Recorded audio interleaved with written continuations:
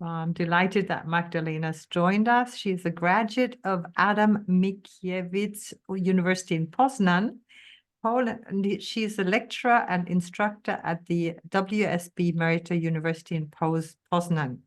She collaborates with the British Council and holds a certificate in media and technology for education from the Harvard Graduate School of Education.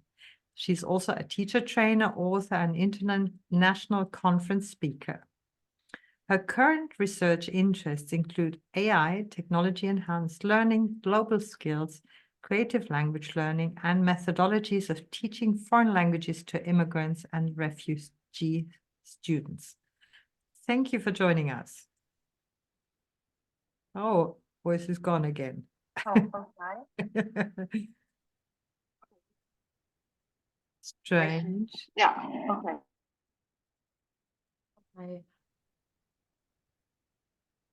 Okay, can you hear me now? Thank you. Yes, wonderful. Okay, now I cannot hear you.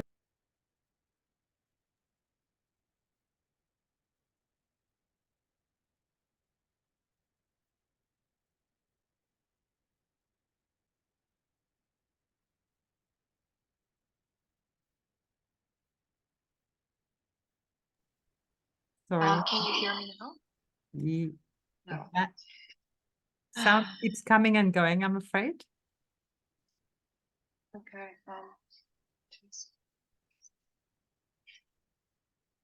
No, no sound again. Okay, can you hear me now? That's much better. Okay, yeah. So I think it was there was a problem with my headphones. I'm very sorry. No So worries. thank you so much. So let me just try to share my presentation and then come back. So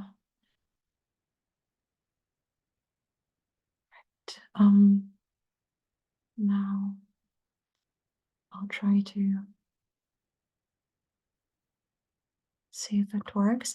Okay, can you confirm that you can see my presentation right now? We can indeed. Wonderful. Okay, fantastic. So I will just start with some theory and then move on to the presentation of the tools. I hope I have enough time. But first of all, thank you very much, Heike. Thank you, Helena. Thank you, Martin, for this invitation. I did present at the virtual roundtable once, and it was connected to art. So initially, I was thinking maybe this presentation will be much different, but then I remembered that Ricciardo Canuto, I think it was, who actually named cinematography the seventh art. And I felt, okay, since I'm going to talk about two apps that are actually creating videos from text, this is actually cinematography, the AI cinematography. And I was thinking that maybe it's actually somehow related to art. But before I begin, to create the initial slide, I actually used a tool that I discovered yesterday. So I wanted to combine the history that I'm going to talk about, because I really wanted you to see how my students brilliantly impersonated history through the use of AI. So I wanted to connect William the Conqueror and the modern technology, and I discovered perchance.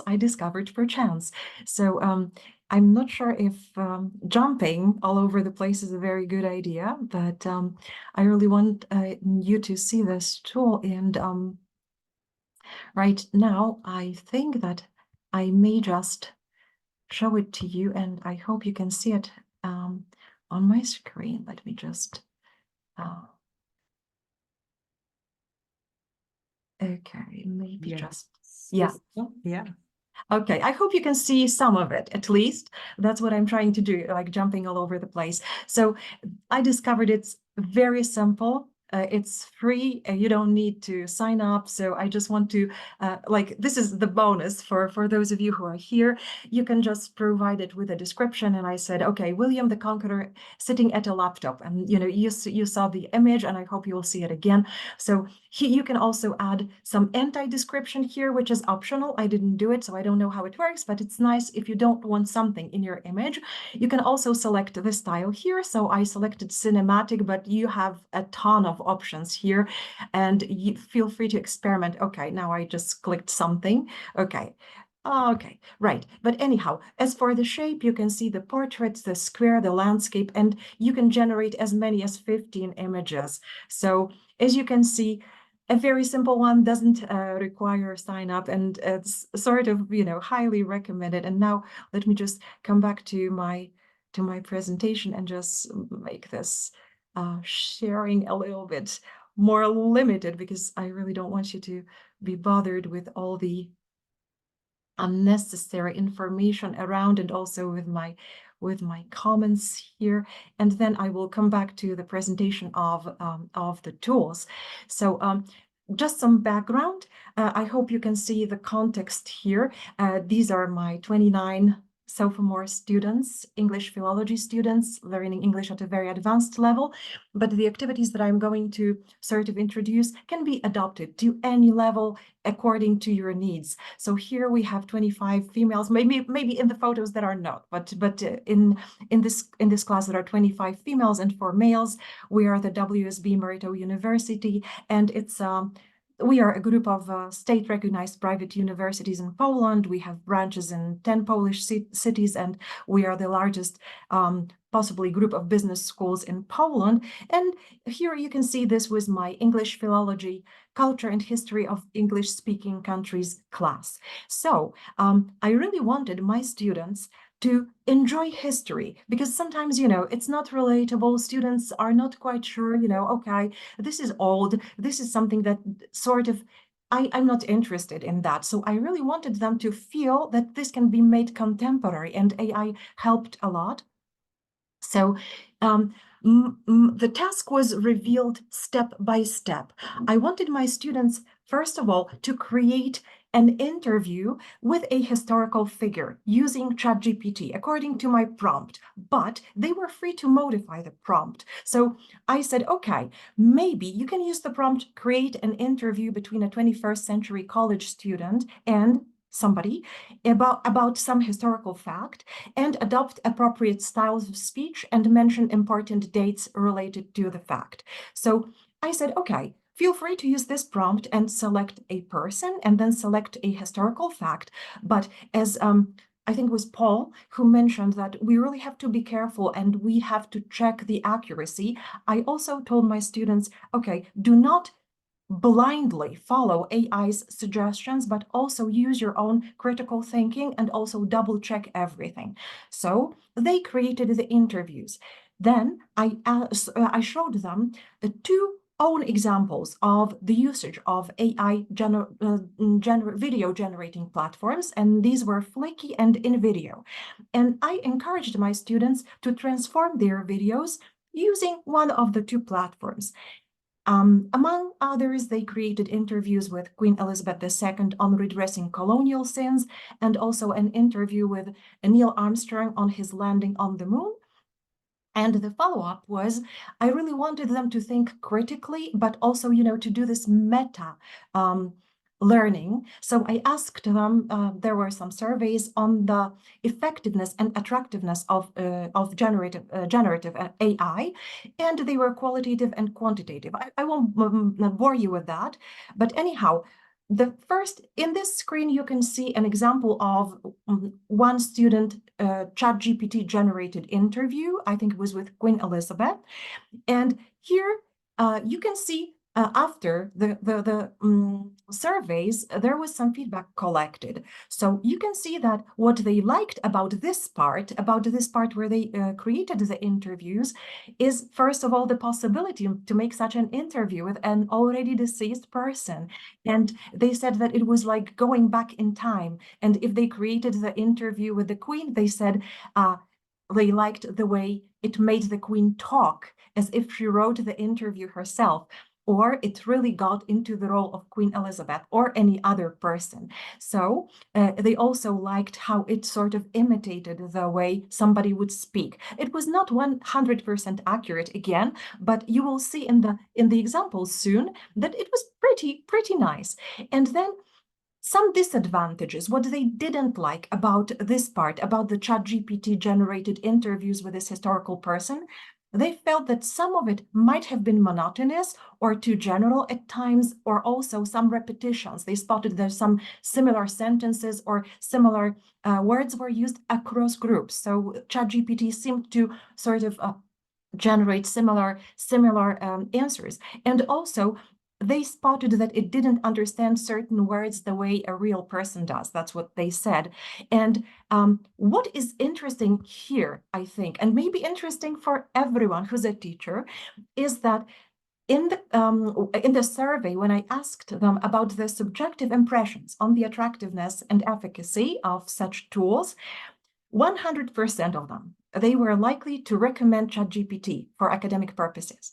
And 52% of them were very or extremely likely. However, 68% said that they sort of they reported only slight or moderate improvement in the learning experience or understanding of course materials. And I think this is vital for us as teachers to sort of at least consider this, that maybe something is attractive, maybe students like it because it's easy to use, it's fast, but my students who are sort of already, advanced and maybe older, they could also analyze whatever they were doing. And they said that, maybe they were not learning as much as we would want them to. Anyhow, moving on, because I really want you to see the tools themselves, I compared Fliki and inVideo, and students generally seemed to prefer inVideo. However, those who favored Fliki had very good arguments. So now let me show you the outcome when it comes to William the Conqueror, and then let me show you how it was done. So here, I hope you can...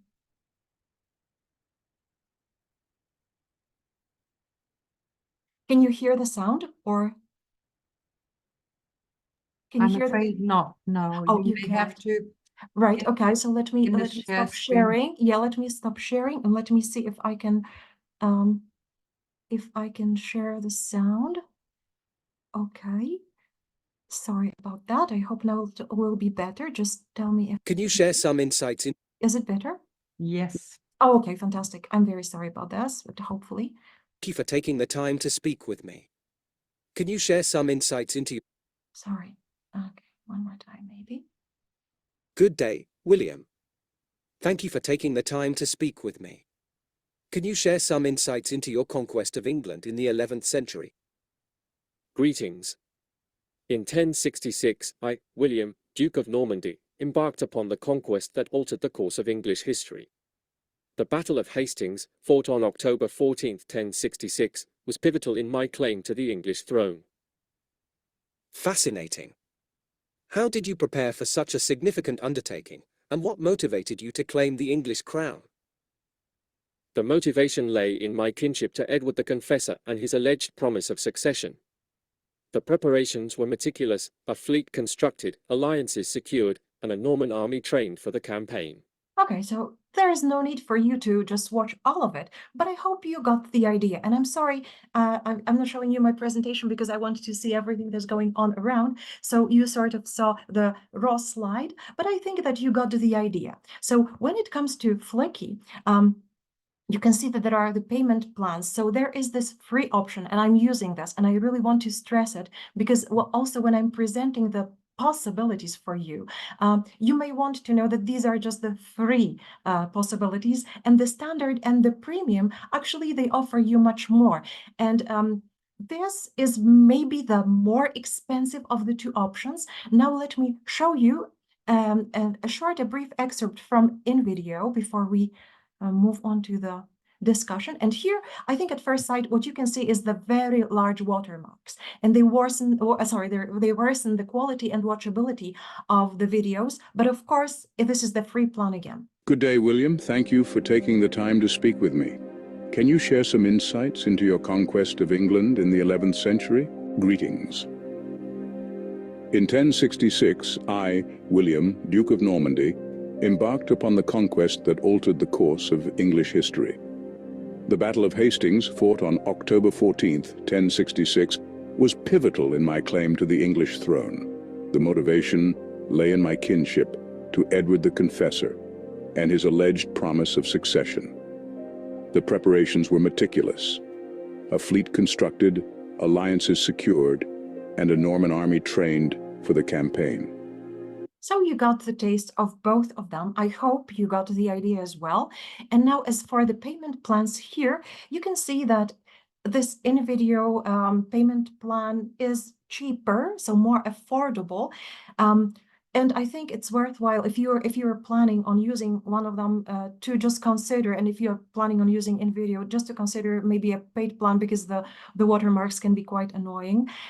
However, there is one very good feature that I may recommend. I didn't use it, but inVideo offers you copyright assistance. So if your video gets flagged for copyright violations on YouTube, they offer you assistance. I didn't need it, but I think it's a nice to have. It's something that is nice to have when you're a teacher. So when I asked my students about Fliki and inVideo, you remember most of them actually liked inVideo more, but the Fliki lovers, they believed that the voices seemed better, less robotic, and it was clear who was talking because there were like two persons with two different voices. And soon I will show you how it's done. Now, they also said that it was easier to concentrate and it was easier to follow because they could focus on the interview and the pictures matched the dialogue. And they even commented on inVideo. They said that, you know, inVideo was inconsistent, some images were unrelated. You could see it, you could get a taste of that, and also that it used too much information and the video was much more interesting than the content. So this sort of aligns with the inVideo lovers' opinions, because they said that this was more engaging, more varied pictures and videos instead of photos. There was animation and no freeze frames, etc. And also they liked the background music, which, by the way, can be added in Fliki too. I just didn't do it because I wanted them to see how different the two approaches were. So right now, let me again show you the tools. I'm just trying to navigate this, and forgive me for making it right. So maybe I'll just stop sharing this screen part and share the whole screen for you to see. So I will just need this. All right, are we here?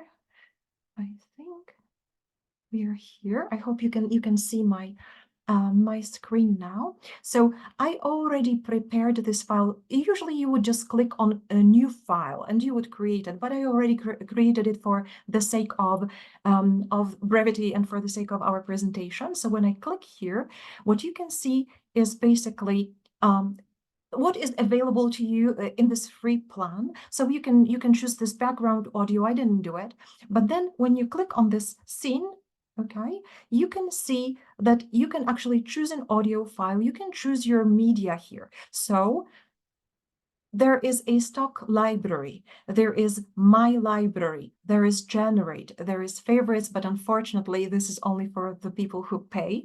So in the stock library, whenever you see the padlock, unfortunately, again, you need to pay, right? You need to be a premium user. And so here you have videos, images,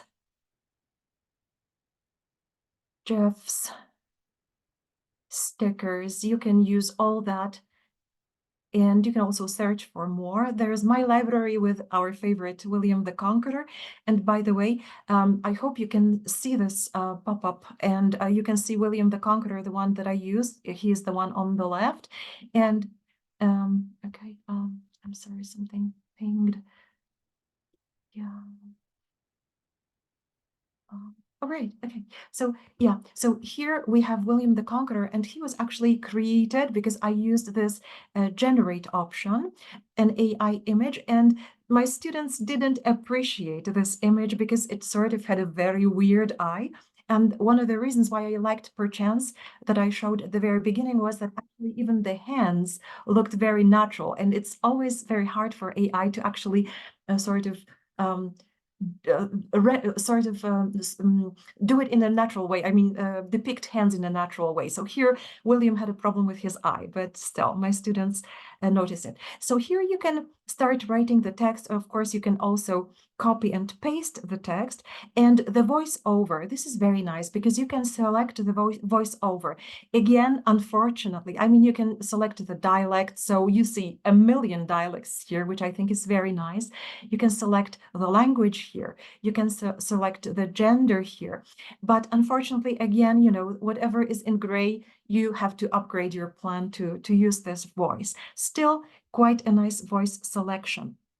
And I think that you know, you can start by pasting the text here. You can add a new scene. You can auto-generate next scene. You can duplicate the scene, and you can add layers. So I think, you know, if you are willing to experiment with this tool, I think that you already have sort of enough background knowledge to start experimenting with this, and you saw the results. And if we are lucky, I can also show you another video created by my students, and this will be the interview with Neil Armstrong. But now moving on to inVideo, and Heike or Helena, can you confirm that you can see my inVideo screen? We can. Okay, Yes. thank you very much. Thank you so 2 much. minutes left. Yeah, sure, absolutely. So I will just make it quick. So here, as you can see, you can select the workflow, right? So you can select it as YouTube Explainer, script to video, YouTube Shorts, recent events video, TikTok video, Instagram Reel, whatever you're working on. And you can just like I did, when you use the script to video, that's what the outcome is. So basically, you can just say something like, create an interview with Neil Armstrong on his moon landing, right? And it's generated for you. You just, you know, if you don't want to use the text, if you want to, it can create the video from your script. But other than that, it can just analyze whatever topic you're suggesting it is thinking, as you can see.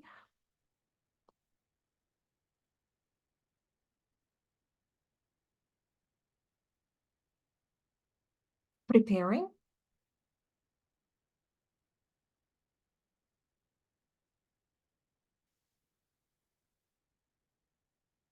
Okay. Sometimes AI takes time, just like people do. You can see there is already the title, Moon Landing. And see, what is fun about this is you can select the audience. So it can be space enthusiasts, it can be history buffs, it can be general public. And the look and feel, it can be inspiring, professional, clean. The platform you're creating this for. So, for example, you can select the general public, inspiring, and YouTube. Okay, and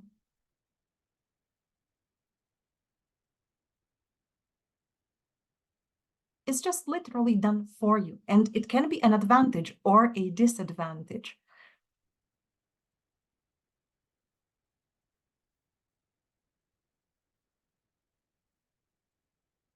Okay, I'm not sure if we will have the time to actually see the final sort of results. So we might want to just sort of, well, yeah, I think it's just very slow. Yeah, I think it's just, yeah, yeah, I think it's just very slow. But anyhow, you know, if you're interested, I'll show you my email at the end of the presentation, and I will also maybe share this with you once it's ready if anybody's interested. So let me just finish by bringing this to right. So okay, so my students created an interview with Elizabeth II on redressing colonial sins. They also created an interview with Neil Armstrong that hopefully at one point I will be able to present to you all. And thank you very much once again for this wonderful opportunity to Heike, Helena, and Martin. And if anybody wants to get in touch with me, there is my email. I will also put it in the chat box. And now I will stop talking and start maybe answering the questions that are in the chat. Thank you so much. If you could stay behind in the text chat for a little bit for answering questions Sure, in writing, absolutely. if that's So okay. I will just stop the video We'll and be moving on, myself. but Yeah. Magdalena, you've opened our hearts with conversing with somebody of the 10th, 11th century. Come on, this is brilliant. This is absolutely brilliant for the Thank students. you It can be so, very much, Heike. I must assure you so that for awesome. my students who were not very interested in history, but are students of English, this was a wonderful opportunity, and they really appreciated AI bringing dead people to life. So yeah, That is resurrecting them. fantastic. Thank Thank you you. ever so much. So, and she's going to stay for some questions if you have in the text chat. We're going to move on to Helena Galani. And let me stop the recording briefly.